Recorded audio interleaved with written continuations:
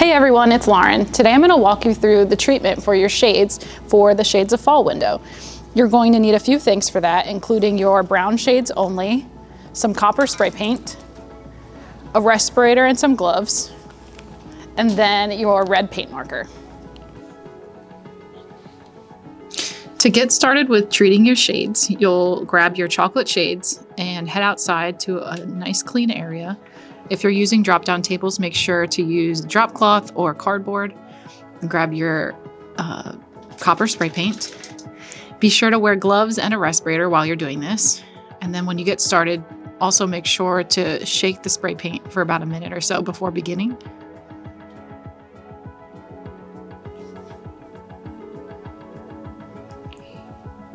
As you're spray painting, you want to make sure that you're spraying at about a 10 to 16 inch distance from the shade.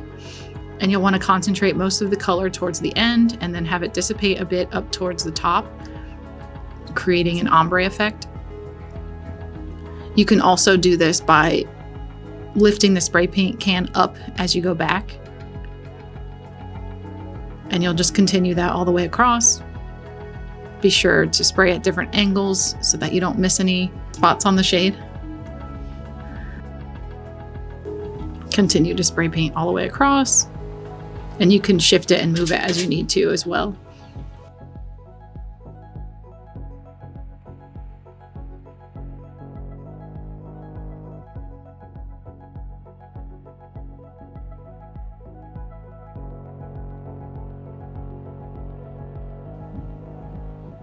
So after that side is dry, you'll want to take your shade and flip it over, and then you'll repeat that on the other side.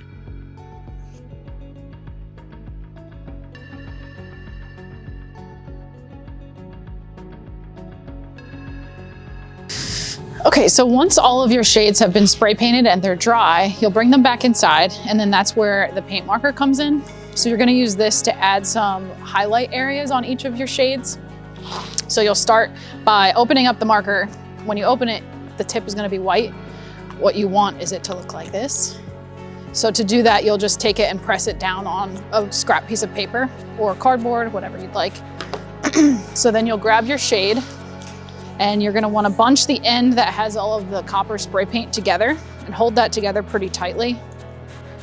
And then you'll just go ahead and add, actually, let me reverse the way I'm holding this. You'll add the marker right there onto the end. And you wanna go heaviest towards that end, the same way that you did with your spray paint in the ombre effect. So I'm just gonna keep going over it here until it's mostly covered. This is also just the first pass at this treatment. We're gonna come back to it after you install to add just a couple other focal areas. And so once I have this in here pretty heavily, I'll bring it up a little bit, and feel free to skip some spots here because you don't want it to be fully covered. Again, just going in at the end. And it's as simple as that.